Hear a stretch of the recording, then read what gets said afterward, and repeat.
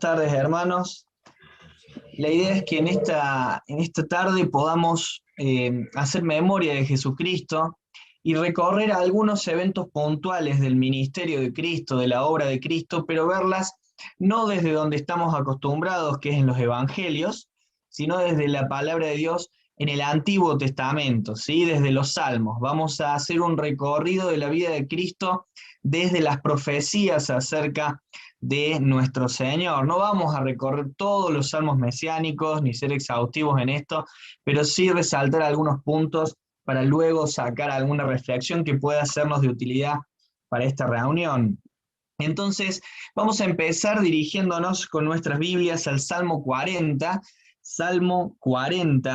y leer los versículos 6 al 8. Salmo 40, versos 6, 7 y 8.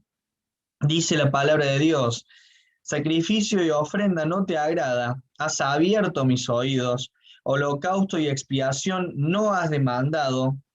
Entonces dije, he aquí vengo, en el rollo del libro está escrito de mí, el hacer tu voluntad, Dios mío, me ha agradado, y tu ley está en medio de mi corazón. En el Nuevo Testamento encontramos esta porción citada, ¿sí? Un poquito parafraseada en algunas partes, pero en Hebreos encontramos esta porción citada. Y entendemos y sabemos que esta porción habla de la encarnación de nuestro Señor Jesucristo, la encarnación de la segunda persona de la deidad. Entonces, si hacemos un recorrido de la vida de Cristo, comenzando desde un punto específico, vamos a empezar en el mismo lugar donde empieza, por ejemplo, el Evangelio de Juan, cuando nos dice, y aquel verbo fue hecho carne y vimos su gloria.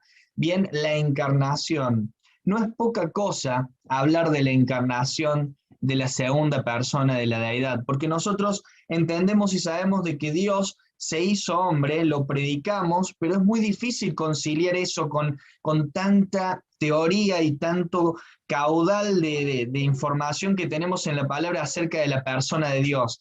Es prácticamente imposible que nuestras mentes lleguen a asimilar lo que dice Colosenses capítulo 2, verso 9, que en él habita corporalmente toda la plenitud de la deidad. Sin embargo, esto es real. La segunda persona de la deidad voluntariamente se humilló, como dice Filipenses capítulo 2, y se hizo semejante a nosotros. ¿Para qué? Para ocupar nuestro lugar, para ser el representante de la raza humana, pagando el precio por nuestra redención. Entonces, Salmos 40, versos 6 al 8, encontramos el primer evento que vamos a resaltar del ministerio de Cristo, de la obra de Cristo, que es la encarnación de la segunda persona de la deidad. Nos dirigimos ahora al Salmo 91 y solamente vamos a leer un versículo, Salmo 91. Este no es una profecía, sino es un versículo que nos va a llevar a un evento puntual de la vida de Cristo. Salmo 91, verso 11 dice, pues a sus ángeles mandará acerca de ti, que te guarden en todos tus caminos. Uno de los mejores predicadores y al mismo tiempo uno de los más falsos, como el diablo, utilizó esta porción para tentar al Señor Jesucristo. ¿Recuerdan el evento en Mateo capítulo 4 cuando el Señor es llevado al desierto y el diablo usa la misma palabra de Dios para tentarlo y querer de manera muy ingenua hacer que tropiece el Hijo de Dios, aquel que es Dios hecho hombre? Bueno, ese es el segundo evento que vamos a encontrar. Aunque no es una profecía, aunque esto no habla de ese evento, lleva nuestra mente a esa situación, a ese momento específico en el que el Señor Jesucristo deja evidencia de aquello que era una realidad.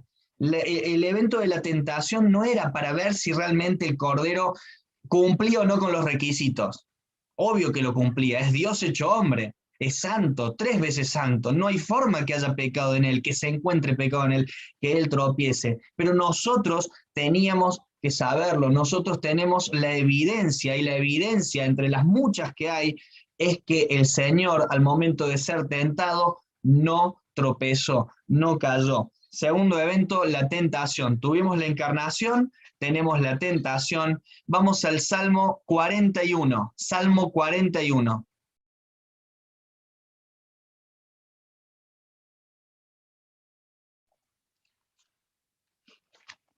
Salmo 41, versos 7 al 10. Dice la palabra de Dios: reunidos murmuran contra mí todos los que me aborrecen, contra mí piensan mal, diciendo de mí, cosa pestilencial se ha apoderado de él, y el que cayó en cama no volverá a levantarse. Verso 9, el más duro: aún el hombre de mi paz, en quien yo confiaba, el que de mi pan comía, alzó contra mí el calcañar. Hablamos de la encarnación de la segunda persona de la deidad, hablamos de la tentación de nuestro Señor Jesucristo en el desierto, y ahora vamos a hablar de la traición que sufrió el Señor Jesucristo de aquellos que estaban más cerca de Él. Y en este caso puntual, la profecía nos lleva a la persona de Judas, aquel que estaba en el ministerio junto a Él, aquel que vio los mismos milagros que Pedro, los mismos milagros que Juan, que Jacobo, que cada uno de los apóstoles. Compartió las mismas enseñanzas. A tal punto, esta persona estaba comprometida con el ministerio que el resto de los apóstoles le confiaron la economía ministerial de esos 3 años. Y esa persona que comía de la mesa del Señor es la que lo vende por 30 mugrosas piezas de plata. Eso es lo que tuvo que vivir nuestro Señor. Ese es el tercer evento que vamos a encontrar en los Salmos de la vida de nuestro Señor Jesucristo. Luego vamos al momento cruento, al momento que recordamos en esta celebración de la cena. Vamos a la cruz y vamos a ir a la cruz a través del Salmo 22. Salmo 22, casi en su totalidad, este es un salmo mesiánico y profético. Dice el Salmo 22, Dios mío, verso 1, Dios mío, ¿por qué me has desamparado? ¿Por qué estás tan lejos de mi salvación y de las palabras de mi clamor? ¿Recuerdan? Les lleva a la mente esto a algún evento en la cruz, a algún diálogo en la cruz. Elí, Elí, lama sabactani. Dios mío, ¿por qué me has desamparado? Las palabras de Cristo en la cruz. Queremos saber qué sintió Cristo en la cruz. Queremos saber qué sentía Él cuando lo escupían, cuando lo maltrataban, cuando lo rechazaban. Queremos saber qué sentía Él cuando todos se apartaron. Leamos el Salmo 22 y vamos a ver cómo de manera profética el Señor nos venía revelando el corazón del siervo sufriente, el corazón de aquel que iba a entregarse por vos y que iba a entregarse por mí. Él estaba dando una ofrenda, la ofrenda por la culpa. Vamos al Salmo 69. Salmo 69.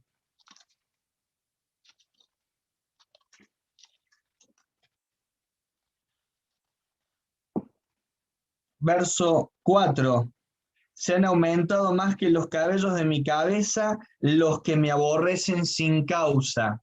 Verso 9. Porque me consumió el celo de tu casa, y los denuestos de los que te vituperaban cayeron sobre mí. ¿Recuerdan la porción del Nuevo Testamento que dice que el que no conoció pecado por nosotros fue hecho pecado, para que nosotros fuésemos hechos justicia de Dios en él? Fíjense, me consumió el celo de tu casa, los denuestos de los que te vituperaban cayeron sobre mí. Versículo 12. Hablaban contra mí los que se sentaban a la puerta, y me zaherían en sus canciones los bebedores. Verso 20 y verso 21. El escarnio ha quebrantado mi corazón, estoy acongojado, esperé quién se compadeciese de mí, no lo hubo. Consoladores, ninguno hallé. Me pusieron además hiel por comida, y en mi sed me dieron a beber vinagre. Mateo 27, 48, Marcos 15, 36, Juan 19, 28 y 29. El Señor Jesucristo pagando la culpa tuya, culpa mía, culpa de cada una de las personas que aún hoy pueden proceder al arrepentimiento, porque hoy es el día de salvación. El Señor Jesucristo pagó la culpa. Hablamos de su encarnación, vimos su tentación, la traición que Él sufrió, la crucifixión, la ofrenda por la culpa. Vamos al Salmo 16. No queda todo en la cruz, no queda todo en la muerte. Nos dice el Salmo 16, versículos 8 al 11. A Jehová he puesto siempre delante de mí, porque está a mi diestra, no seré conmovido. Se alegró por tanto mi corazón, se gozó mi alma, mi carne reposará confiadamente, porque no dejarás mi alma en el Seol, ni permitirás que tu santo vea corrupción. No dejarás mi alma en el Seol. Si hoy tenemos certeza de que el sacrificio de Cristo fue suficiente para satisfacer las demandas de la justicia divina, tenemos esa certeza por la resurrección de nuestro Señor Jesucristo. Por eso Romanos capítulo 4, texto 25 nos dice que Él fue el resucitado para nuestra justificación. Y por eso 1 Corintios 15 nos dice de que sin la resurrección vana es nuestra fe. Si no hubiésemos visto la validación divina del sacrificio vicario de Cristo en la cruz, entonces no tendría sentido nada de lo que hoy predicamos, hacemos y decimos ser. Pero Cristo resucitó, porque el sacrificio satisfizo la justicia divina. Hablamos de la encarnación, de la tentación, de la traición, de la crucifixión, de la ofrenda por la culpa, ofrenda que satisfizo la justicia divina porque hablamos de resurrección. Salmo 68. Salmo 68, donde vamos a extraer del versículo 18, el último evento del cual quiero hablar de la vida de Cristo. Salmo 68, verso 18, dice: subiste a lo alto, cautivaste la cautividad, tomaste dones para los hombres. ¿Recuerdan que en el Nuevo Testamento, en Efesios capítulo 4, se cita esto? Y se nos enseña en ese contexto y en esa porción en particular acerca de los dones espirituales y cómo Él los reparte a cada uno como Él quiere. Bien, se nos habla de un Cristo que volvió a subir. No solamente vemos su encarnación, vemos el descenso, sino que así como Filipenses capítulo 2 arranca con la humillación, Filipenses capítulo 2 termina hablando de la exaltación, aquel que vino a dar la ofrenda necesaria para pagar tu deuda y mi deuda, hoy está en los cielos exaltado, subió y cautivó la cautividad, Él venció la muerte, Él triunfó, y porque Él triunfó, nosotros podemos hoy recordarle y hacer memoria de Él. ¿Por qué quise hacerlo desde los Salmos? Porque quería que veamos cómo toda la Escritura nos habla de la misma preciosa y grandiosa persona que es nuestro Señor Jesucristo, porque quería que veamos cómo Dios venía anticipando esto. Dios no improvisó nada, Él no improvisó el sacrificio, Él no improvisó la resurrección, Él no improvisó la ascensión, ni siquiera improvisó los dones que hoy te da. Todo fue anticipado, todo fue anunciado. Dice Pedro de que los profetas inquirieron, profundizaron en lo que les había sido revelado para entender quién había de ser el Cristo. Vos ya sabés quién fue el Cristo. Fue Jesús de Nazaret, que caminó en sandalias, que caminó en esta tierra, que fue tentado, fue semejante a nosotros en todo, pero sin pecado. Por eso fue y es el Cordero que pudo entregar el sacrificio que era aceptable a nuestro Dios. Y hoy nosotros disfrutamos los beneficios de ese sacrificio. No compartimos el pan porque sí, compartimos el pan porque lleva nuestra mente al momento de la cruz, al momento en que su cuerpo fue molido por nuestras rebeliones. No compartimos la copa porque sí, compartimos la copa porque simboliza la sangre de Cristo, sangre con la que fuimos rociados y justificados cada uno de nosotros. Entonces, jamás olvidemos el precio que se pagó. Hagamos memoria para nunca olvidar de que la salvación, hoy gratuita para vos y para mí, a Dios le costó la vida de su Hijo.